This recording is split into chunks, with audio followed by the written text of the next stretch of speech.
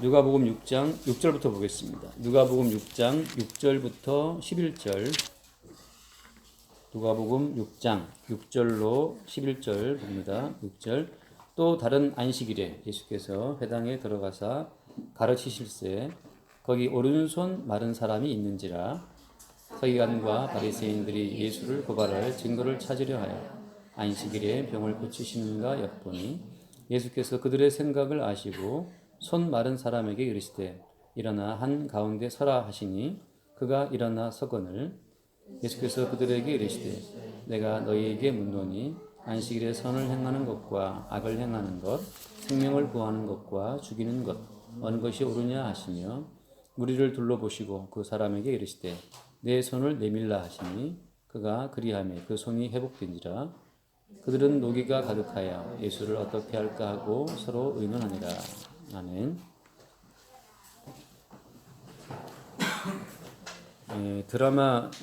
드라마의 한 장면을 제가 봤는데 거기에 이제 주지 스님녀가 이렇게 상자에 앉아서 우리로 치면 설교하는 거죠. 설법을 베풀고 이제 신도들이 앉아서 쭉 듣는 그 얘기가 나왔어요. 근데 그 이제 주지 승려가 이렇게 물어봅니다. 그 모인 이제 그 신도들한테 우리 여기 왜 모였습니까? 이렇게 물어보죠. 여기 왜 왔습니까? 여기 왜 왔죠? 절에? 하고 이제 물어봅니다. 여러분 여기 왜 왔습니까? 교회. 회당에 왜 왔어요? 왜 왔나? 그들이 뭐 그 이제 드라마니까요. 신도 중에 어떤 보살은 말하기를 좋은 말씀 들으러 왔습니다. 이러고 어떤 또 보살은 마음 공부하러 왔습니다. 근데 그날 그 드라마의 그 주지 승리의 정답은 이제 마음 공부였어요. 맞습니다. 우리는 마음을 공부하러 왔습니다. 이렇게 인자 미소를 띠면서 부처 미소 있죠. 부처 미소 이렇게 답하는 그런 내용이 나왔어요. 마음 공부하러 왔다. 종교라고 하는 것은 자기가 자기를 스스로 통제하고 닦아 나가는 과정이죠. 종교의 주체는 자기입니다. 자기가 자신을 다스리는 거죠. 악한 마음도 버리고 사악한 마음도 버리고 선한 마음으로 마음을 채우고 하는 그런 마음 공부. 흔히 말해 일체 유심조, 모든 만물이 마음에 달려있다. 그런 이야기도 있잖아요. 자, 그게 절에서 하는 얘기고, 우리 여기 왜 모였습니까? 우리 여기 왜 나왔죠? 뭐 좋은 말씀 들으러 왔으면까지는 뭐 같을 수도 있죠. 왜 나왔어요? 우리는? 우리 지금 무슨 여기 지금 뭐 하는 시간이죠, 우리가? 무슨 시간입니까? 예배죠, 예배하는 시간이잖아요. 예배는 뭐예요? 예배라고 하는 것은 어떤 분을 예를 다해서 내가 경배하는 거죠. 예배라고 하는 것은 하나님을 섬기는 겁니다. 하나님께 온갖 가장 예를 다한 어떤 경배를 드리는 거죠. 그분의 어떤 것 때문에, 그분의 어떠한 요인 때문에, 그분을 섬기지 않고는 못 견디는 어떤 것 때문에 그분을 섬기게 되는 것. 오며 가며 여기 연극이 많이 있으니까 거기 연극 제목 그런 제목이 있어요. 여신님이 보고 계셔. 그런 제목이 있더라고요. 여신님이 보고 계셔. 어떤 여자한테 반한 어떤 여자의 아름다움이라든지 그 반한 남자 입장에서는 그 여자가 뭐가 돼? 그 여자가 신이 돼요. 여신이죠. 항상 그 남자는 그 여자를 숭배하게 됩니다. 어떻게 이렇게 예쁠 수 있을까? 어떻게 말도 예쁠까? 모든 게 다 어떤 숭배 대상으로 이렇게, 물론 잠깐 사랑에 빠졌을 때 그렇다는 얘기입니다. 죽까지는 않더라고요. 아무튼 사랑에 빠지는 그 순간에는 그 여자가 나한테 말 한마디를 이렇게 응 하고 대답해 주는 것도 막 너무 황송스러울 때 있잖아요. 나 같은 것한테 저렇게 고귀한 여성분이, 저렇게 여신님 같은 분이 나한테 말을 걸어줄까라고 하는 거.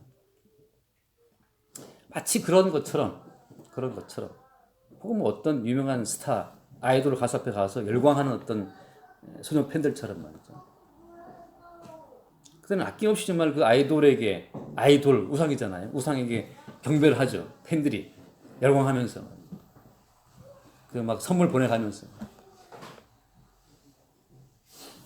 해와 전철역 지나가는데 그 샤이니의 그 종현이라고 죽었잖아요. 근데 이게 생일이라고 다 걸어놨더라고. 여기 해화역 내려가면 거기 광고판에 크게 있어요. 종현이라고. 처음에 저는 쟤 누구냐 물어봤더니 같이 가는 사람이 쟤 종현이야. 팬들이 생일 축하한다고 이미 뒤졌는데 이미 죽었는데 붙여놓은 거예요. 아이도 우상이니까 뭐라도 섬기고 싶은 거예요.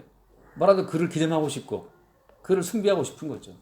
그 숭배하고 싶은 그 본능이 그들로 하여금 이미 죽어 없어졌지만 살아있는 것처럼 환한 미소를 띠고 있는 그 예쁜 사진을 걸어놓고 스스로 만족하는 거죠. 예배한다는 것, 숭배한다는 것, 섬긴다는 것. 그 모든 예배의 행위에 가장 주안점 어디에 있냐 하면 그 모든 경배한다는 것에 가장 초점 어디에 있냐 하면 나를 잊어버리는 거예요. 나를 버리는 것. 나를 부인하는 거예요. 그게 경배예요. 반대로 모든 종교라고 하는 것은 아까 드라마 얘기했지만 여기 왜 모였습니까? 네, 마음 공부하러 왔습니다. 더욱더 자기에게 몰입할 수밖에 없어요. 마음을 공부하면 내 속에 악한 마음이 있다. 그거 버려야 될 거 아닙니까? 사악한 마음 버려야 되죠.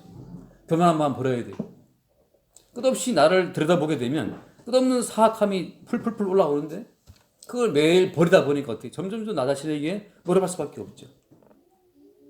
그게 종교입니다. 반대로 예배는 뭐냐? 예배라고 하는 나를 잊어버리는 거예요. 나를 완전히 잊어버리고 그 대상한테만 몰입하는 것. 세상과 나는 간 곳이 없고 구속한 주만 보일 때 그게 경배죠. 반대로 교회에 와서 내 가치를 챙기기 위해 왔단 말이죠.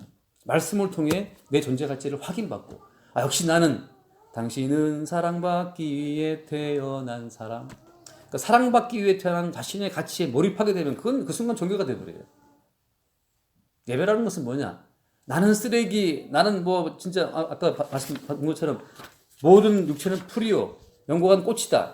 아름다움은 나는 한떨기 풀처럼 말라져도 상관없는 것. 그게 예배죠. 내 아름다움은 들의 꽃처럼 시들어져도 상관없는 것. 오직 그분만이 드러나면 그걸로 오케이. 그게 예배가 되는 거죠. 그래서 여러분 똑같은 과정인데 하나님의 말씀을 지킴으로 말미암아서 하나님의 축복을 얻고자 하면 그 종교가 되어버립니다.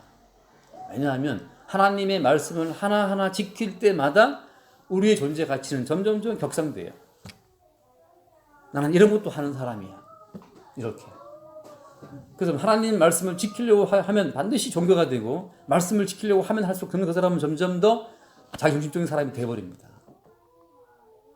그래서 말씀을 지키려면 안 돼요. 되게 위험한 말인데 하나님 말씀을 지키려고 하면 자신의 가치가 더 두터워집니다. 말씀을 지키려고 하면 그래서 안 되는 거예요. 이건 참 정말 데인저러스 한 말을 제가 드리는데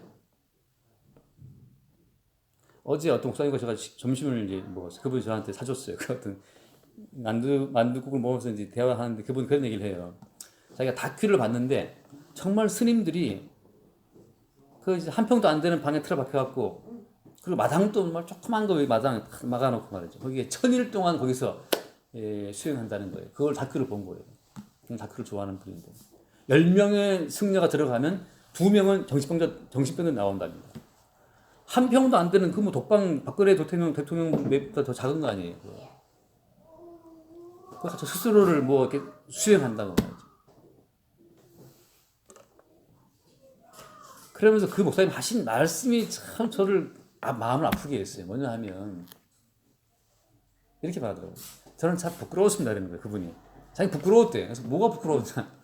그렇게 승려들도 그렇게 1000일 동안 그 득도하려고 그렇게 애를 쓰는데 복음을 안다는 목사인 나는 참 부끄럽게도 사실 금식도 안 하고 맞아요. 매일 이렇게 한가하게 다니니까 참 부끄럽다 그런 얘기예요.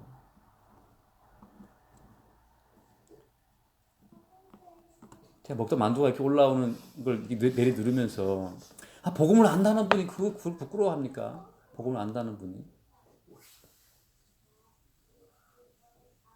진정 복음을 안다면 그런 이들 앞에서 더 자유롭게 더 충분히 넓은 집에 더 충분히 잠을 자면서 더 잘 먹으면서 더 놀아야지. 그게 예수님처럼 지난주 봤지 않습니까? 요한의 제자들은 금식하는데 바리새인들은 금식하는데 왜 예수여 네 제자들은 금식 안 하느냐. 신랑과 함께 있는데 금식을 왜 합니까? 복음을 안다면 예수 그리스도의 은총으로 모든 죄의 문제가 끝났음을 안다면 먹고 마시고 즐기고 살아야지. 1000일 동안 자기를 가두고 그렇게 이 멸망 참선하는 그런 수행자를 그런 노력을 그걸 부러워합니까? 그걸 오히려 참 딱하다. 아직도 네 속에 수행을 하면 뭔가 네 속에 수행을 하면 뭔가 하나님의 진리의 세계에 이를 수 있는 요소가 있다고 네가 지금 믿고 있니? 뭔가 우리 속에 좀 덜 먹고 덜 자고 자기를 괴롭히고 그렇게 좀 참선을 하면 하나님이 기뻐하실 만한 요소가 있다고 지금 우리 스스로 지금 하고 생각하고 있는 겁니까?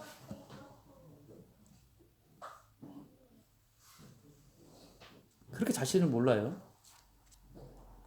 그럴 수밖에 없죠. 왜? 이 세상 신이 혼미케 하는 영을 보냄으로 말미암아서 우리는 모두 혼미해져 있어요. 혼미하다는 뜻은 뭐냐 하면 자기가 자기를 모른다는 겁니다.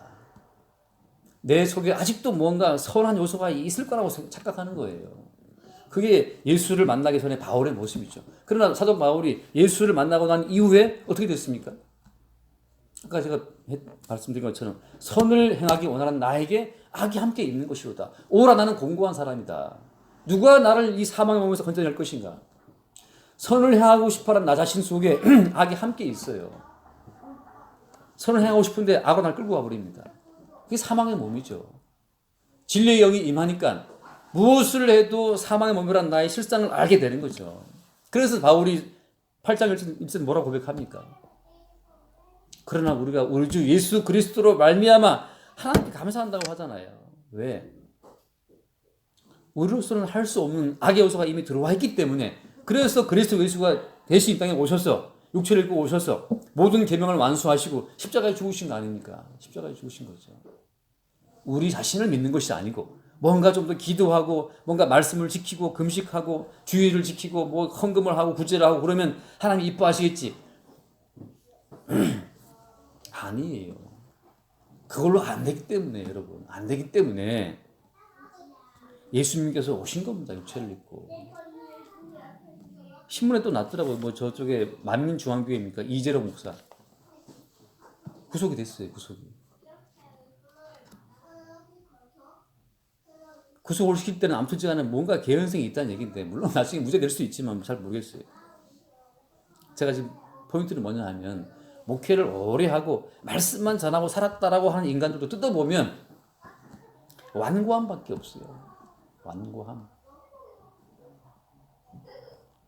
목회를 오래 하신 분들을 만나면 정말 무섭습니다. 저는 그분들이 내뿜는 그 카리스마 때문에 범접할 수 없는 그 어떤 좋게 말하면 카리스마는 제가 볼 때 완고함이죠. 저같이 어떤 이 격식 없이 살아온 사람한테는 진짜 불편해. 그 합당한 예우를 해드려야 되는 그분들한테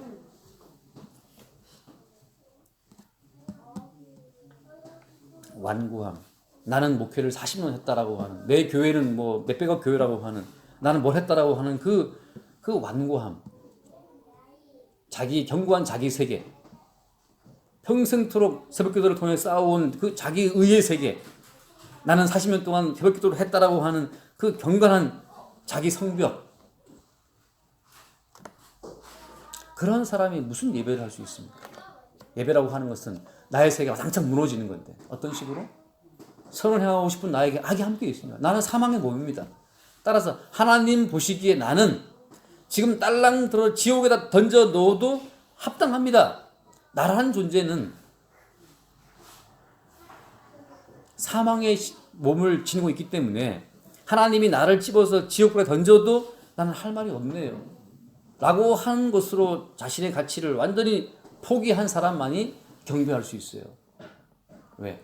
그런 인간을 대신해서 실제로 십자가에 죽고 지옥 들어가신 분이 예수님이니까.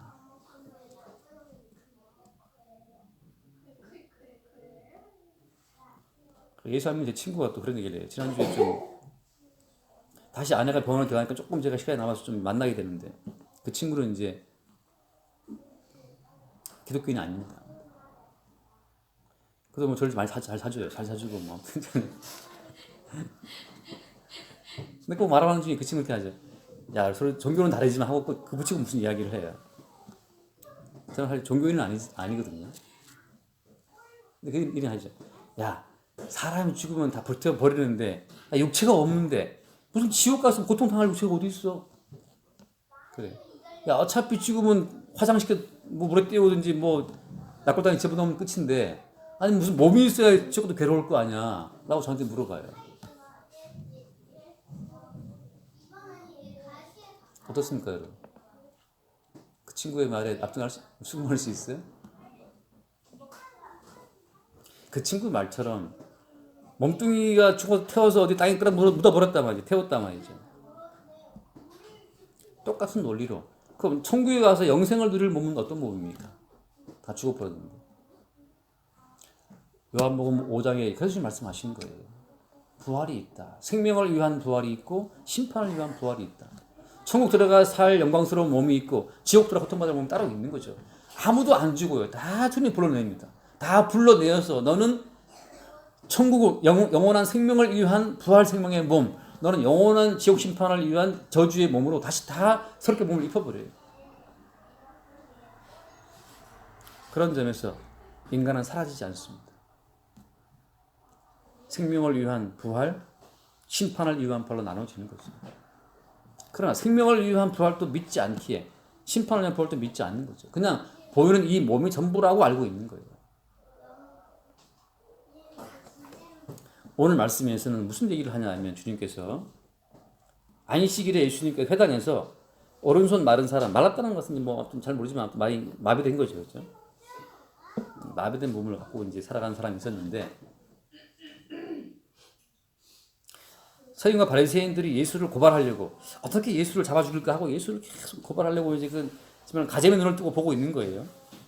가자미란 말은 북한 말이랍니다. 우리나라 말은 가자미예요. 가자미 눈을 뜨고 이제 저 예수라는 저놈이 과연 안식일 날 또 사람을 고치는 치료 행위를 할까? 진료 행위를 할까 하고 이제 보고 있었던 거죠. 만약에 안식일 날 저 손발한 사람을 고치는 치료 행위를 했다면 저 인간은 안식일 날 진료 행위, 치료 행위 곧 일을 했기 때문에 안식일을 어긴 놈이다라고 이제 고소하려고 딱 보고 있는 거죠. 근데 예수님은 그들의 생각을 아시고 있었어요. 그래서 다들 그 회중 가운데 손마른 자를 딱 세워놓고 물어보시는 겁니다. 8절 말씀에 9절 말씀에 함께 9절 말씀 볼까요? 예수께서 그들에게 이르시되 내가 너에게 묻노니 안식일에 선을 행하는 것과 악을 행하는 것 생명을 구하는 것과 죽이는 것 어느 것이 옳으냐 하시며 아시고 물어보신 거죠. 안식일에 선을 행하는 것 악을 행하는 것 생명을 구하는 것 죽이는 것 뭐가 옳으냐라고 물어봤어요. 자, 지금 서기관과 바리새인들은 어떤 사람들입니까? 한마디로 말하면 하나님의 말씀을 지킴으로 말미암아서 하나님 앞에 갈 수 있다는 걸 믿는 사람이에요. 다시 말씀드립니다. 서기관 바리새인 누구냐? 성경에 나와 있는 모든 말씀대로 살아서 말씀의 생활화, 말씀을 지켜 행하고 삶으로 말미암아서 하나님 기쁘시게 한다라고 하는 게 이들의 믿음이에요.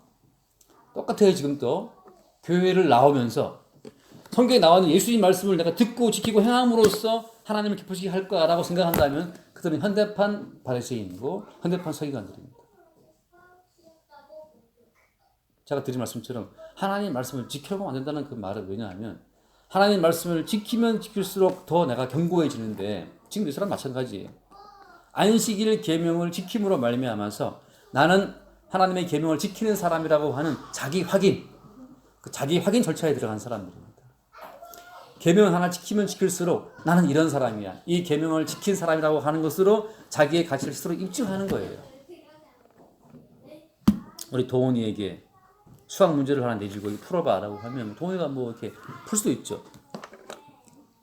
그 문제를 어떻게 풀면 나는 이 문제 정도 풀 수 있는 사람이야 라고 하는 것으로 뭐가 들어올까요? 자기 확인이 들어오죠. 아, 이거 풀 수 있는 사람. 마찬가지로 하나님이 안식일을 지켜라 라는 계명을 주시면 그 안식일 계명을 지키게 되면 지킨 사람은 어떻게 돼? 지킨 사람은 지키는 것으로 자기의 존재 가치를 확인하게 돼요. 나는 하나님 말씀을 지키는 사람. 그 자기 존재 가치의 확인이 어때요? 그게 하나님을 향한 경배를 막아버립니다. 근데 도훈이한테 뭐 1차 함수를 풀었어. 2차 함수, 3차 함수. 어려운 문제를 풀어내서 점점 더 어때요? 정도훈, 정도 올라가요. 하나님의 계명을 하나 지키고 두 개 지키고 세 개 지키고 어떻게 됩니까? 그 사람 경건한 사람, 그 사람은 아주 의로운 사람, 가치가 올라갑니다. 아무리 나는 아무것도 아니야 이거 하고 자기를 낮추고 막 겸손하고 이렇게 겸손하게 이렇게 빼도 어때? 마음속에서는 스스로 확인돼요. 그가 한 사람이라고 하는 거죠. 그럴수록 하나님을 향한 경배의 빛은 희미해집니다. 자, 문제는 뭐냐면 그렇게 높아진 확대된 자기의 가치를 하나님이 괜찮네, 너 참 괜찮은 사람이 인정해 주시면 참 좋겠는데, 하나님이 보내신 예수 그리스도는 이게 빵빵해진 인간의 모든 가치를 그냥 내려두시는 게 아니고 그거를 굳이 그걸 젓가락 들고 이렇게 찔러갖고 그거를 터트려 버리는 분이라 이거죠. 그게 참 문제입니다.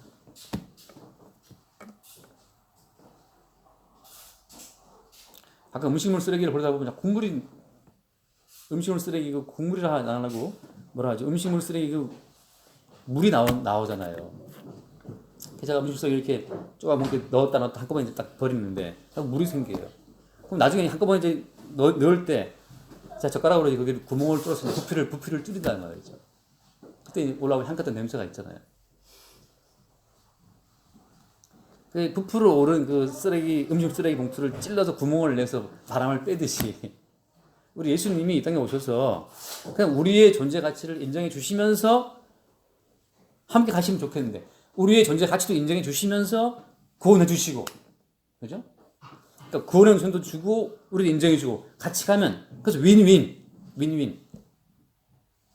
우리의 존재 가치, 행함의 가치 50% 인정, 주님의 은혜도 50% 이렇게 해서 같이 가면 참 좋겠는데, 예수님이 일단 먼저 우리의 존재 가치, 행함의 가치를 찔러서 터트려서 그냥 펑크를 낸 상태에서 100% 주님의 은총으로만 꽉 채우고 싶으신 거예요. 우리의 내부에 우리의 요소가 다 제거되고 예수 그리스도의 행함의 가치, 예수님의 존재의 가치, 예수님의 사랑의 가치, 희생의 가치, 예수님의 생명으로만 꽉 채워진 상태의 천국으로 인도하시려고 하는 거기 때문에 어쩔 수 없이 우리의 존재 가치에 손을 대요, 주님. 근데 계명을 지켰어? 몇 개나 지켰는데? 예수님 제가 어려서부터 이걸 다 지켰어요, 제가. 그게 참 잘했는데 너 하나 모자란다. 네 돈 좀 있지? 그거 다 팔아갖고 싹 나눠주고 따라와. 그 소유를 다 팔아서 나눠주고 따라오라는 그 말씀이 젓가락처럼 그의 평생에 부풀어온 존재 가치, 행함의 가치에 구멍을 뚫는 작용을 한 겁니다. 이에 청년의 힘이 근심하며 돌아가죠. 나의 소유의 가치는 포기할 수 없어. 내가 어떻게 번 돈인데. 내가 진짜 잠 안 자고 내가 이렇게 돈을 벌어갖고 지금 이렇게 많이 부자가 됐는데 이걸 내가 어떻게 다 가난한 자한테 줄 수 있냐 말이지. 가난한 자에게 주는 순간 그들은 돈관이 없기 때문에 금방 다 까먹어 버릴 거야. 줄 수 없어 하고 이제 어떤 분들은 장학재단을 세우죠. 본인이 이제 돈을 운영하죠. 어떻게든 소유의 가치를 포기 못하는 거예요. 그 소유에 담겨있는 나의 행함의 가치를 포기할 수 없어요. 어떻게 번 돈인데.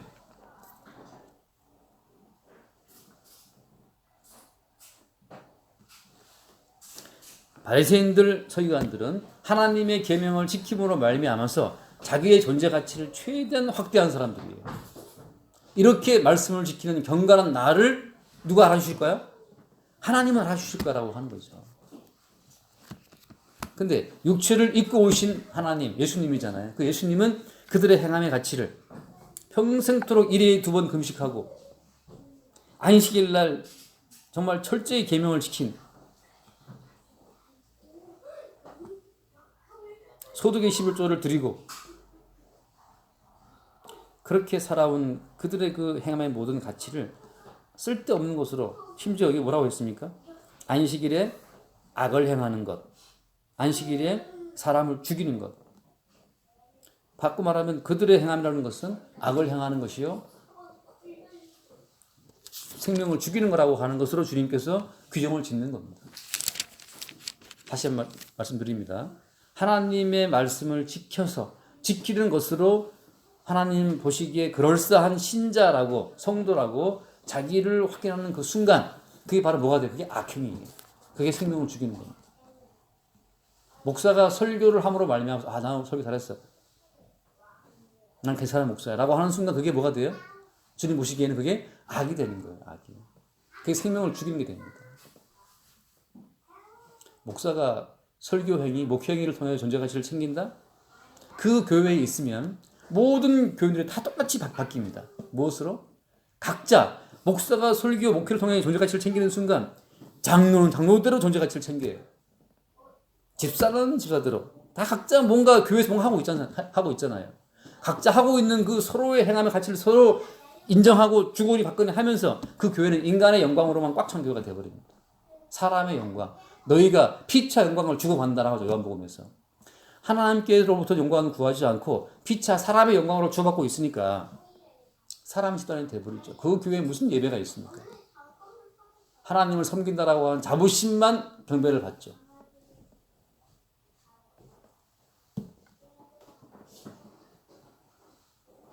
그럼 뭐냐? 예를 들어서 사도 바울처럼 기껏 교회를 세우고 기껏 목회를 하고 난 이후에 바울의 고백은 뭐예요? 내가 바로 죄인 중에 괴수다라는 고백을 하죠. 존재 가치를 스스로 구멍을 뻥 뚫는 과정을 통해서 뭔가 교회를 세우고 교회에서 뭔가 했다라고 하는 바울을 추종하는 그 모든 이들의 존재 가치에 동일하게 구멍을 내버리는 거예요. 그 교회를 세운 내가 죄인 중에 괴수인데 그럼 그 바울이 세운 교인 중에 누가 나는 바울보다 덜 죄인이라고 나서는 순간 그 사람이 교만한 사람이 되는 거죠. 그러니까 너나 나나 다 똑같이 는 어때요? 예수님의 자비가 없이는 예수님의 십자가의 희생이 없이는 하나님의 세계에 이룰 수 없는 죄인이라고 하는 것을 피차 고백할 때 뭐가 드러나는 겁니까? 예수님의 희생 가치만 드러나게 되죠. 그때 비로소 어때요? 말씀을 전하는 목사나 듣는 교인들이나 동일하게 죄인을 위해 죽으신 예수님의 가치만 높게 드러날 때 예배가 이루어지는 거예요. 예배가. 그게 예배입니다.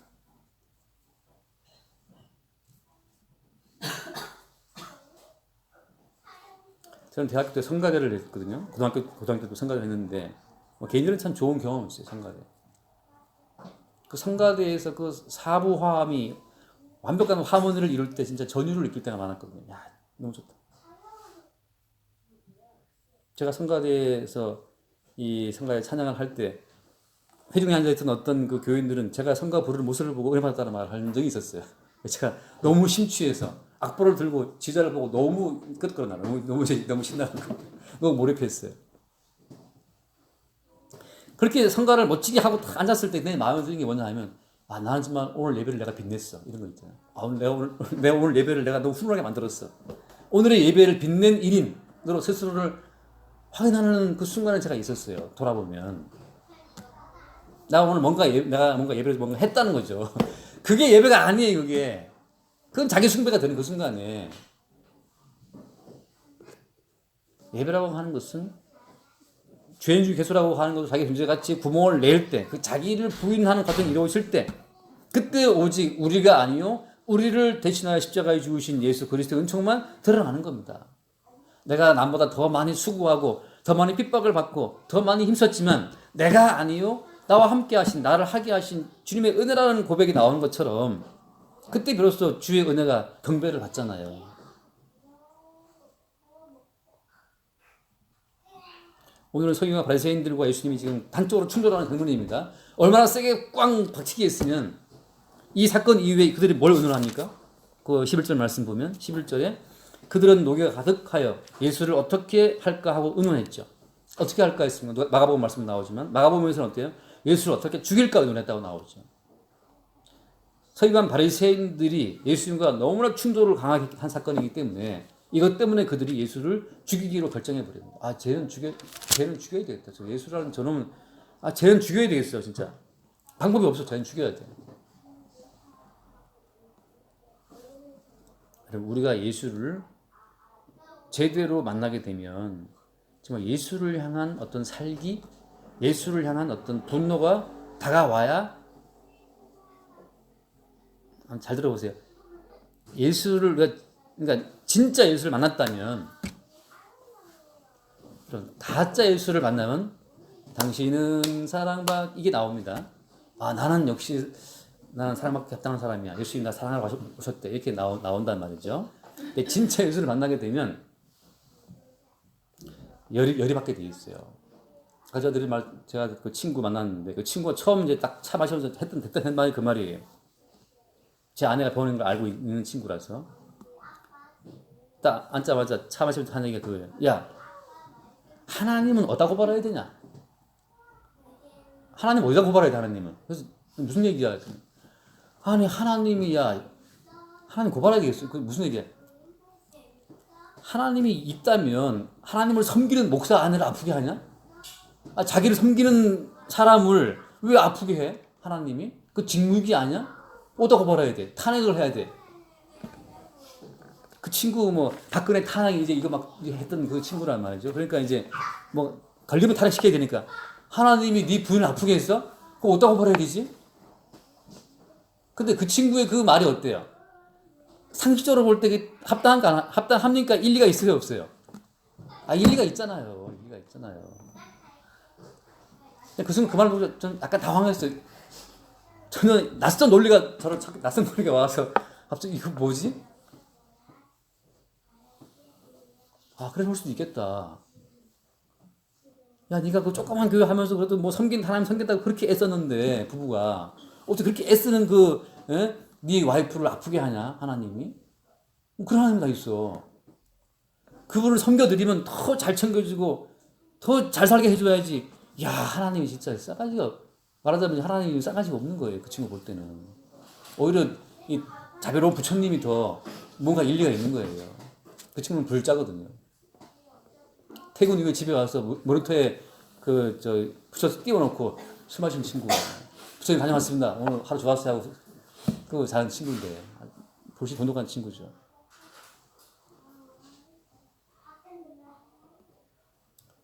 제가 뭐라고 답했겠어요? 잠깐 제가 할 말을 잃었어요. 잠깐 갑자기 뭐지 하고 순간 할 말을 잃었어요.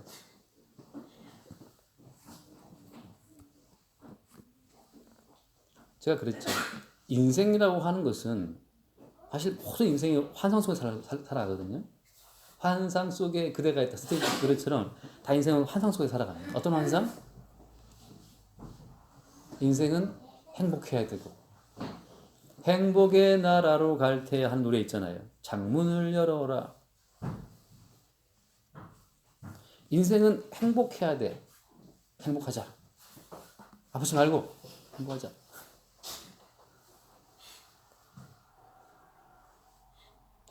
또 여러분 인생의 진실은 저주와 심판입니다. 저주와 심판. 제가 오늘 주보에다가 여기 참 제가 볼 때도 참 명문을 써놨어요. 주보 의학의 그 두 번째 문단을 보시면 두 번째 문단은 그 첫 문제 보세요. 인생은 살아가는 것이 아니라 죽어가는 것이다. 인생은 살아가는 게 아니에요. 인생은 죽어가는 거예요. 어떻게 살아도 인생은 죽어가는 겁니다. 그렇지 않아요? 그게 진실이죠. 잘 살아보세. 그건 환상이죠. 그러나 인생은 환상 속에 움직입니다. 행복의 나라로 갈 테야.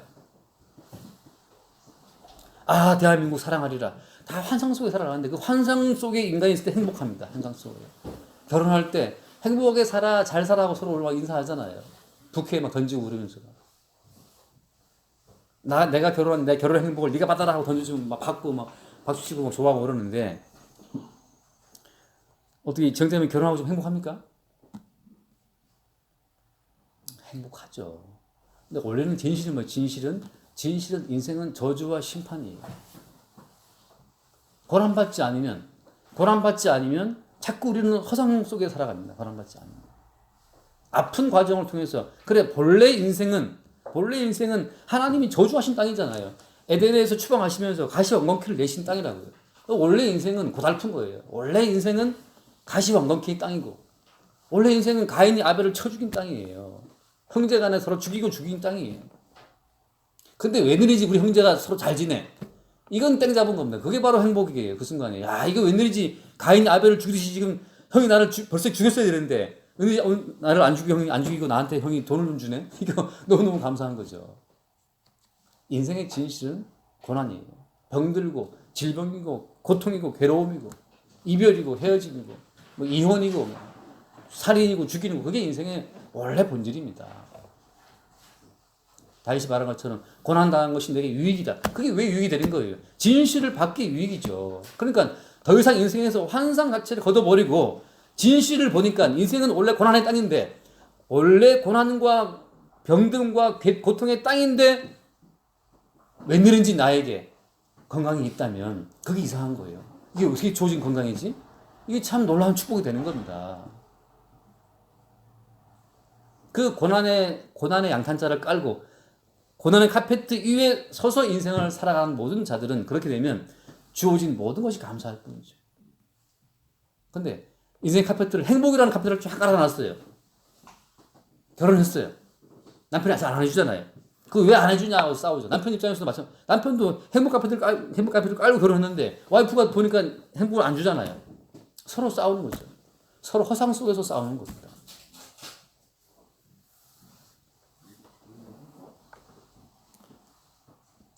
자, 그래서 예수님께서는 인생의 진실, 그 뭡니까? 요약합니다.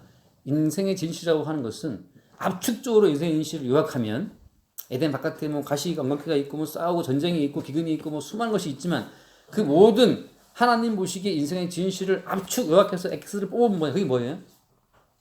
그게 십자가예요.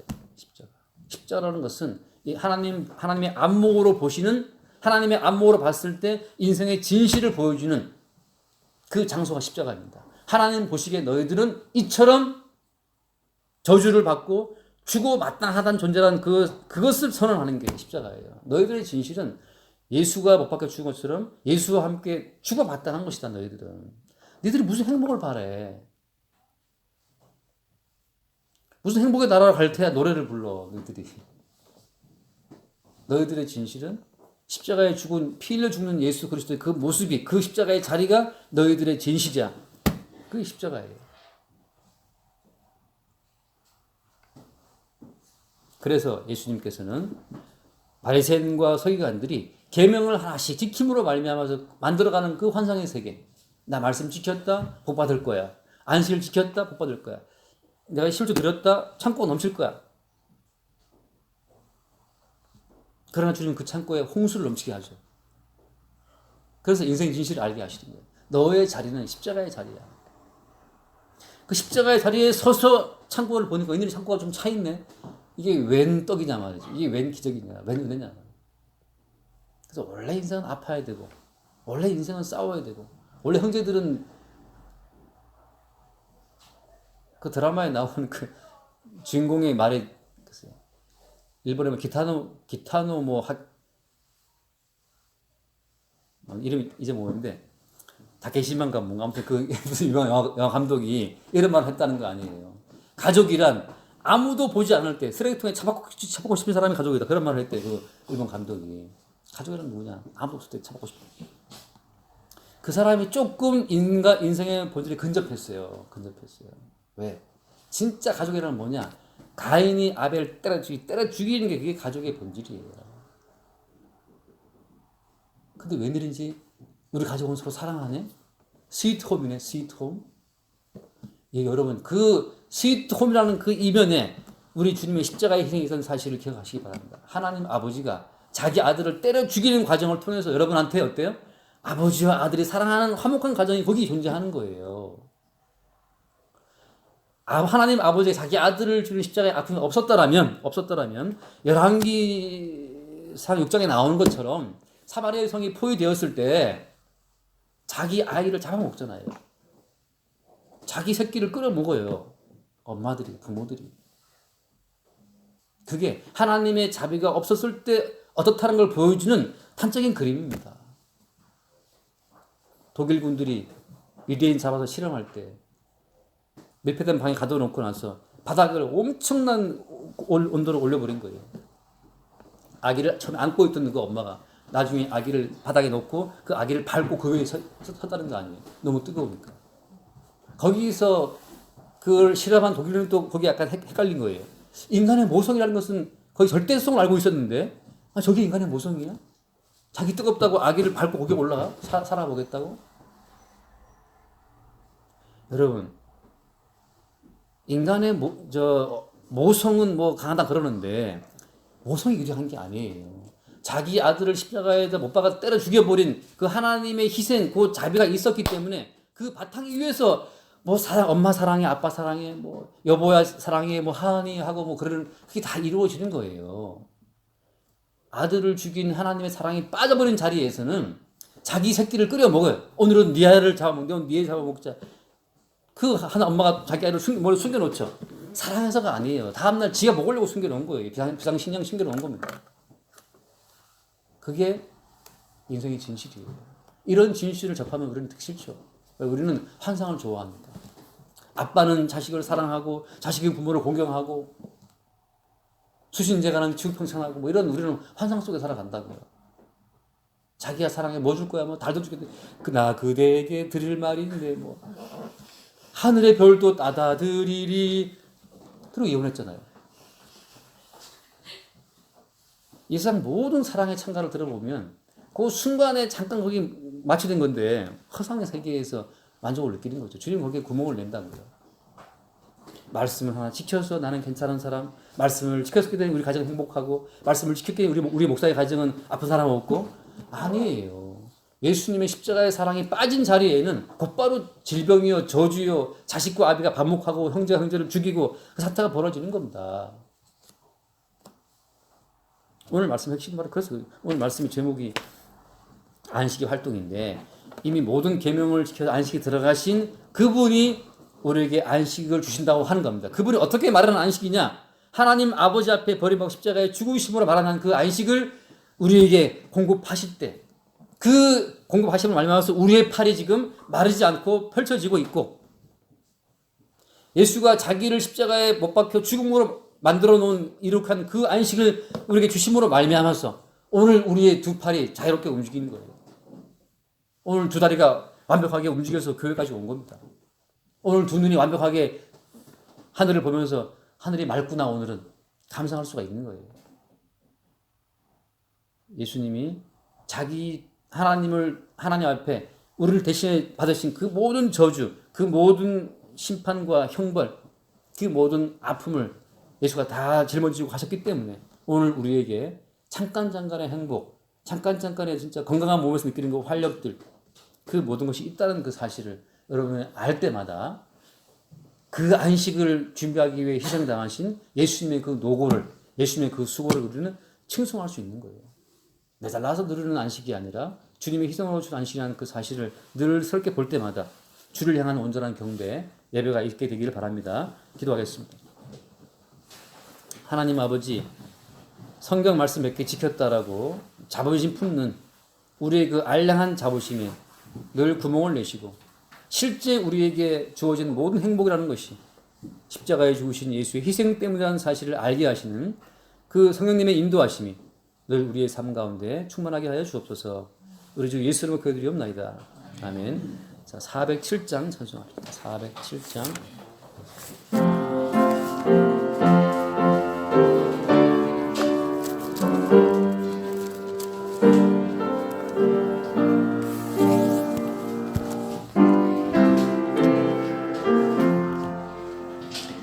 주와 함께 나 죽었으니 그 주와 함께 나 살았도다. 영광의 그날에 이르도록 언제나 주만 바라봅니다. 언제나 주는 날 사랑하사 언제나 새 생명 주시나니 영광의 그날에 이르도록 언제나 주만 바라봅니다. 맘속에 시험을 받을 때와 무거운 근심이 있을 때에 주께서 그때도 같이 하사 언제나 나를 도와주시네. 언제나 주는 날 새 생명 주시나니 영광의 그날을 이르도록 언제나 주만 바라봅니다. 뼈 아픈 눈물을 흘릴 때와 쓰라린 마음으로 단식할 때 주께서 그때도 같이 하사 언제나 나를 생각하시네. 언제나 주는 날 사랑하사 언제나 새 생명 주시나니 영광의 그날을 이르도록 언제나 주만 바라봅니다. 내 몸의 약함을 아시는 주 못 고칠 질병이 아주 없네. 괴로운 날이나 기쁜 때나 언제나 나와 함께 하시네. 언제나 주는 날 사랑하사 언제나 새 생명 주시나니 영광의 그날을 이르도록 언제나 주만 바라봅니다.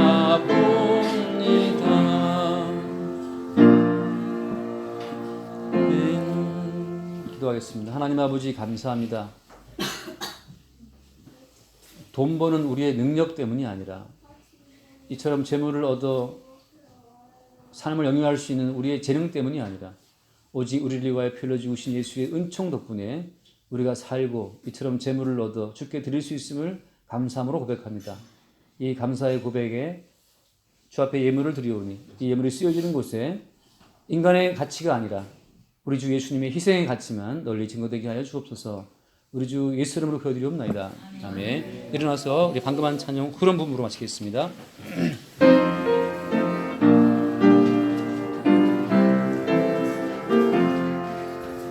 언제나 주는 날 사랑하사 언제나 새 생명 주시나니 영광의 그날을 이르도록 언제나 주만 바라봅니다.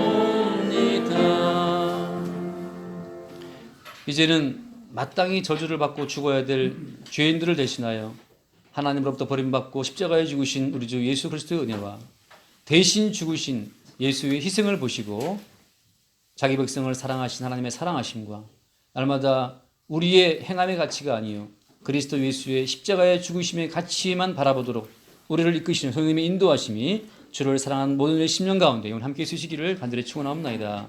아멘.